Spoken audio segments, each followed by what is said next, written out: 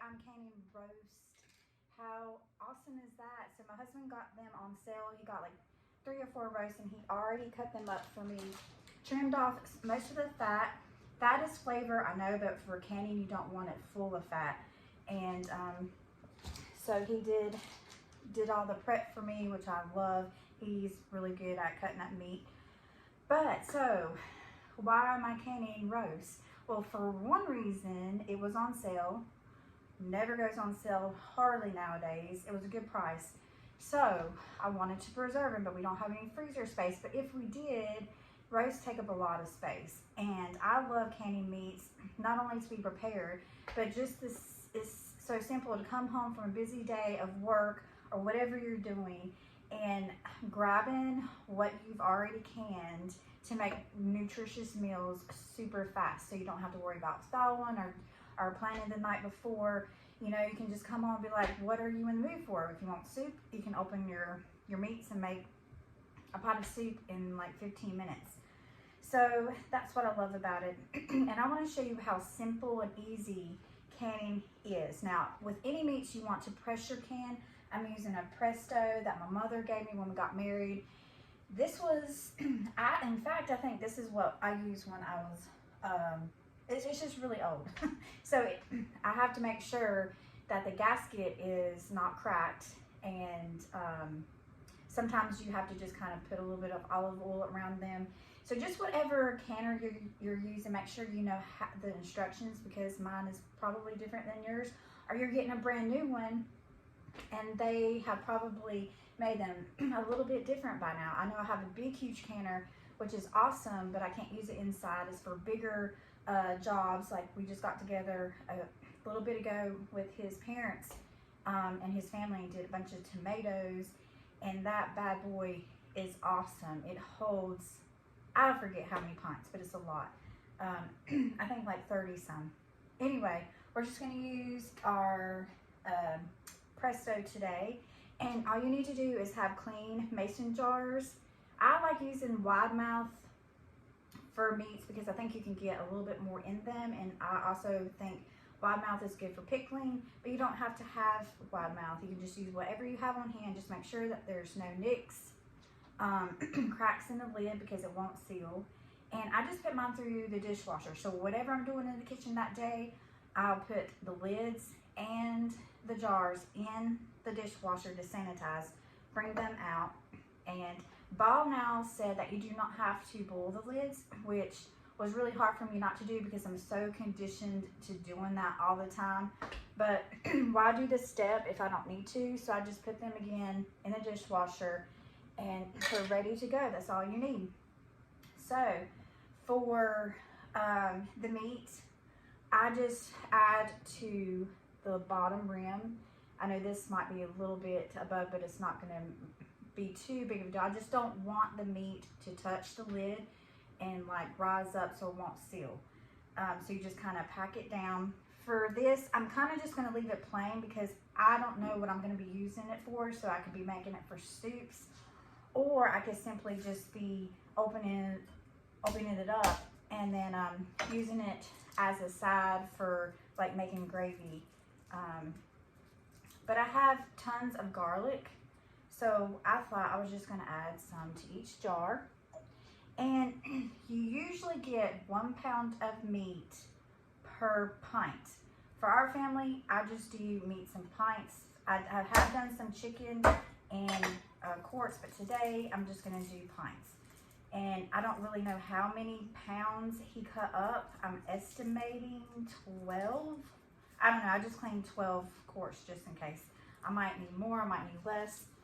But I'm just gonna show you simply what you're gonna do is just stuff it full of the meat. And then I use a half a teaspoon of salt per jar. You do not have to use any salt. However, I like the flavor of it, and then when I make my recipes, I just know that I added salt. So sometimes you don't need to add more salt to your recipe. It just depends on how much salt you like and if you can use salt. Salt doesn't, sometimes people think you have to use salt and the canning process to preserve it. But you're canning it, you're pressure canning. You don't, you can't water bath any meat, so just make sure you follow the guidelines of canning. Okay, so it just usually just pack it real good, and all you're gonna do, you know, add salt if you want, and then you're gonna clean the rim with vinegar on a paper towel or a cloth, just to make sure there was no residue of anything that you're canning on top, so your lids will adhere and you have a proper seal. So that looks good to me. So I do a half a teaspoon of salt. And with meats, this is another reason why it's easy, because with pork and chicken and roast, you don't have to add any water to this, because it's going, in the process, it's going to make its own juice. Some people like to add maybe an inch of water just in case it doesn't make enough broth. But the fact of it is, if it's sealed and canned properly, you know, under pressure for how many pounds that you need, even if your meat is not fully submerged in water or its own broth, it is still okay. So I don't even worry about it, because I know I'm going to be canning it under pressure. It's going to be safe. It doesn't need to have all the water to the top. So I'm going to knock all this out. Okay, so I am done with all of my jars. I wanted to show you something about finger tight.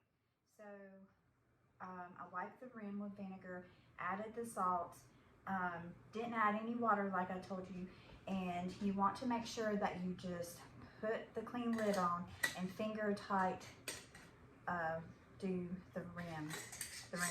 So you just kind of like twist it and one time around. You don't want to overly tighten, because then it won't can well. So I already have 7 down in the pressure canner. I have about 2.5 inches of water. It's very important. So this was cold raw packing. So that means that I don't want to put really hot water and then cold jars, because then you'll bust. The same principle the other way. You don't want to add really cold water to hot jars as well. So everything's going to come up to room temperature. I'm supposed to have another rack on the bottom, which only have one, but you definitely, it's better to have a rack under your jars, and I'm going to double stack these. So I have 7 down in here. I put the rack, and then I add the rest. Now for pints, where I live in North Carolina, so our altitude is 10 pounds per pressure for 75 minutes. If you were doing quarts, it's still going to be 10 pounds for 90 minutes. All right, so those go in. And what I'm going to do now is put the lid on. I can now turn it on high. When it comes up to steam, I'll show you what it looks like for my pressure canner. So I'll see you back in a minute. So on my press stove, what you want to look for, your canner might be different, but this back valve has popped up, at which point you're going to set your timer for 10 minutes, because you're wanting, you see this steam, you're wanting it to steam for 10 minutes, and then at which point you can put your weight on. My weight looks like that, so I don't have a jiggler, but then you put your weight on, and it's going to get to 10 pounds of pressure. Once it comes to 10 pounds, you're going to set your timer for 75 minutes for pints. If you're doing quarts, you're going to do 90 minutes. I let my canner steam away from the cabinets, but once my 10 minutes goes off, I can turn it so I can see the dial. But that's basically it. So hope that you can some roast or ground beef or chicken. And if you have any questions, just let me know. Once you are done with your process, it's been 10 pounds. You want to keep it at 10 pounds as close as possible. You don't want it to fall under 10 pounds, but you don't want it to go really high. So you'll have to adjust, you know, your burner. Our burner, usually I can get it on the medium and it stays right at 10 pounds. Anyways, once you process, you want this to completely cool down. And this valve will drop and the pressure gauge will go down to 0. When it does that, I still wait, and it might take it 30 minutes to come down from the pressure. I then wait at least another 20 minutes before I take the lid off because it's going to be super hot. Then you're just going to take the jars out.